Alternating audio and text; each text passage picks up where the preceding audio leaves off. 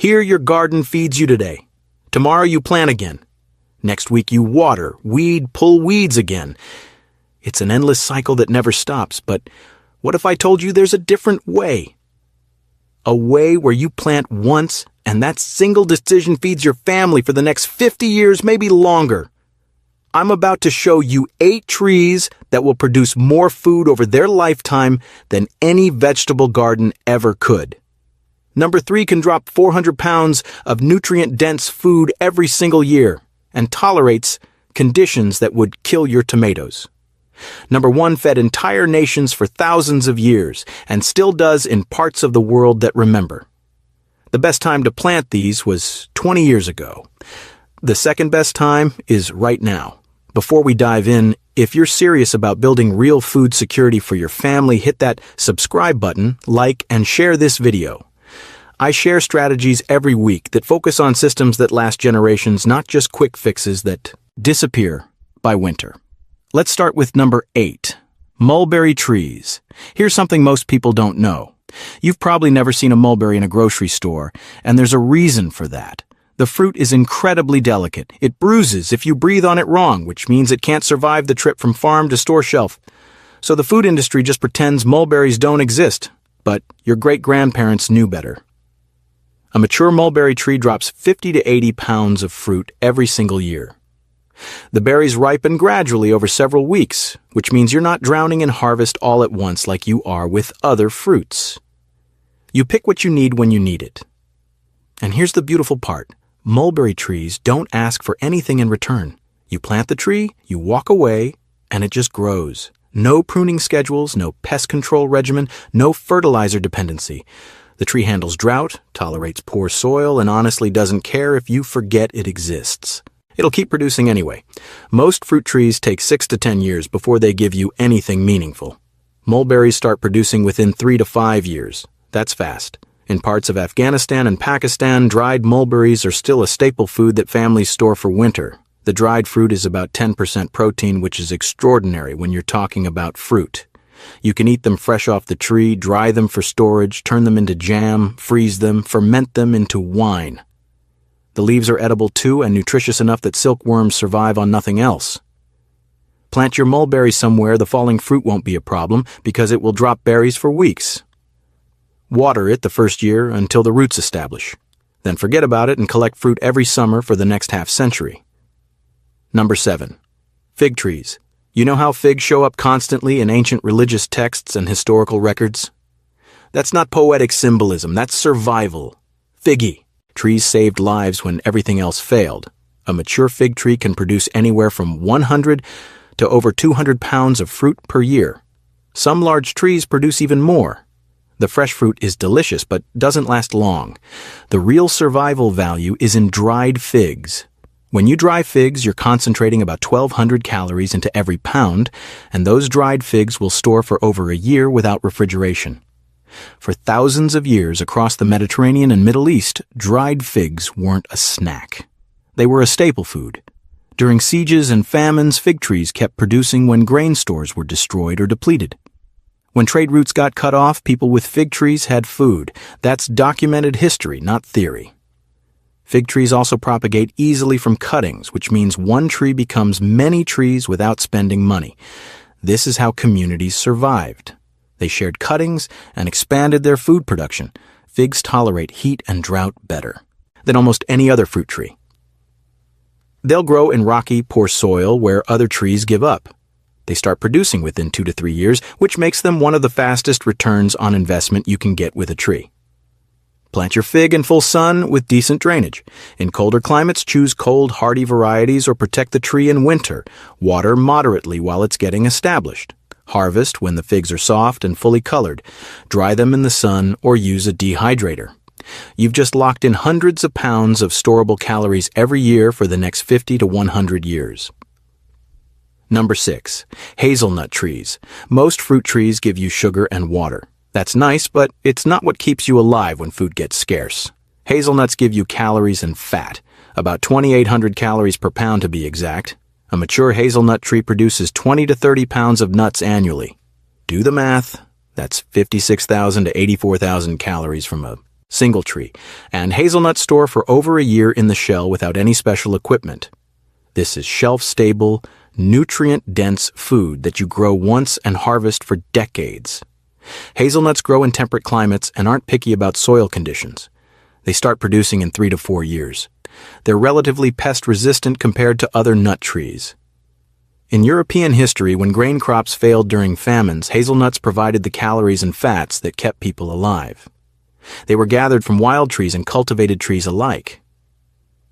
Here's the trick. Most hazelnut varieties need cross-pollination, meaning you need at least 2 different varieties to get good production.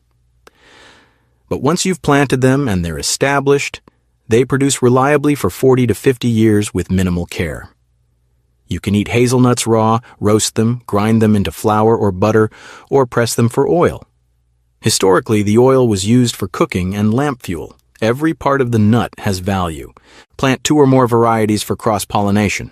Pick varieties suited to your climate because some handle cold better than others. Water during the first couple years. Harvest in fall when they drop naturally or when the husks brown. Store them somewhere cool and dry. You've just created a system that produces serious calories for the next half-century. Number 5. Apple trees. Apples are so common that people underestimate them. Don't make that mistake. A productive apple tree can yield 200 to 400 pounds of fruit per year once it matures. That's massive, but the real survival value is in storage and versatility. Apples stored in cool conditions last 3 to 6 months fresh. Dried apples last over a year. You can ferment apple cider and store it indefinitely. Before refrigeration and canning, apples were one of the few fruits that provided nutrition through winter. In American colonial history, every homestead had apple trees because apples were reliable, productive, and storable. When grain harvests failed, apples provided carbohydrates and vitamin C that prevented scurvy. Apple trees also tolerate cold better than most fruit trees, which makes them viable in northern climates where other options won't survive. The downside is patience. Apple trees take 6 to 10 years to reach full production. Most varieties also need cross-pollination from a different variety, but once they're established, they produce for 50 to 80 years with proper care. Choose disease-resistant varieties suited to your area. Plant at least 2 different types for cross-pollination. Be ready to manage pests because apples attract more insects than some other fruit trees, but the productivity justifies it. A family with 4 mature apple trees producing 200 pounds each has 800 pounds of apples every year. That's enough to eat fresh, dry for storage, make cider, and trade surplus. That's food security from trees you plant once and harvest for decades. Number 4. Chestnut trees. Before the blight in the early 1900s devastated American chestnut populations, chestnuts were among the most important food trees in temperate climates. In parts of Europe and Asia, they still are. A mature chestnut tree can produce 200 to 400 pounds of nuts per year. These aren't small nuts. Chestnuts are large, starchy, and filling. They're about 200 calories per 100 grams, which makes them more calorically dense than potatoes by weight. Chestnuts are unique because they're low in fat and high in carbohydrates. Nutritionally, they're more like grain than nut. You can roast them, boil them, grind them into flour for baking, or dry them for storage. In parts of Italy and France, chestnut flour was a staple for centuries. Chestnut trees are massive and long-lived. They can live 300-plus years and grow to enormous sizes. A single tree can produce enough nuts to feed a family for months. The catch is time. Chestnuts take 5 to 7 years to start producing and 20 to 30 years to reach peak production. You're not planting this for yourself. You're planting for your children and grandchildren. During European famines, chestnut forests kept mountain communities alive. When grain crops in the lowlands failed, the trees on slopes and marginal land kept producing. They required no maintenance. They just grew and produced year after year for centuries. American chestnuts nearly disappeared due to blight, but blight-resistant varieties have been developed. Chinese and European chestnuts are also available and resistant. Choose varieties for your climate. Plant in well-drained soil, protect from deer while they're young, then wait. In 10 years, you'll have modest production. In 30 years, you'll have massive production that continues for generations. Number 3, walnut trees. These are dual purpose. They produce food and eventually valuable timber.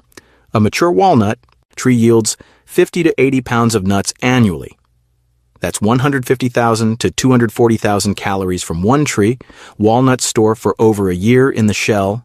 Nutritionally, they're dense with omega-3 fatty acids, protein, and calories. They're one of the best plant sources of healthy fats you can grow. During food shortages, fats are often the hardest nutrients to get. Walnut trees solve this. Black walnut trees are native to North America and incredibly hardy. They tolerate poor soil, drought, and cold winters. They're also allelopathic, producing a chemical called juglone that inhibits some other plants nearby.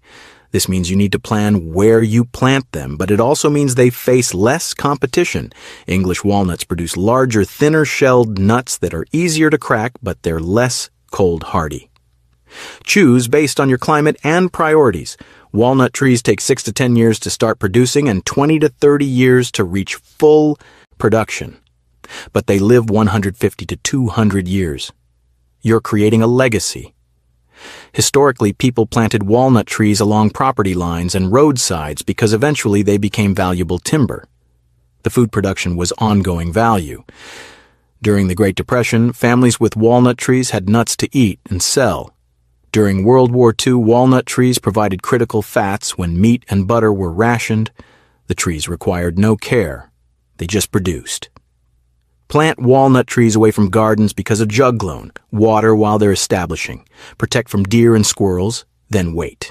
In 10 years, you'll start harvesting. In 30 years, you'll be pulling in pounds of nuts every year. In 100 years, that tree will still be producing. And if you ever need to, you can sell the timber for serious money. Number 2. Carob trees. Most people in temperate climates have never heard of carob, and that's unfortunate because it's one of the most resilient food trees on the planet. Carob produces pods that taste remarkably similar to chocolate. The pods are naturally sweet and can be eaten raw, ground into powder as a cocoa substitute, or processed into syrup. A mature carob tree produces 200 to 400 pounds of pods per year. Here's what makes carob extraordinary. It thrives in conditions that kill most fruit trees. Extreme drought, poor, rocky soil, intense heat.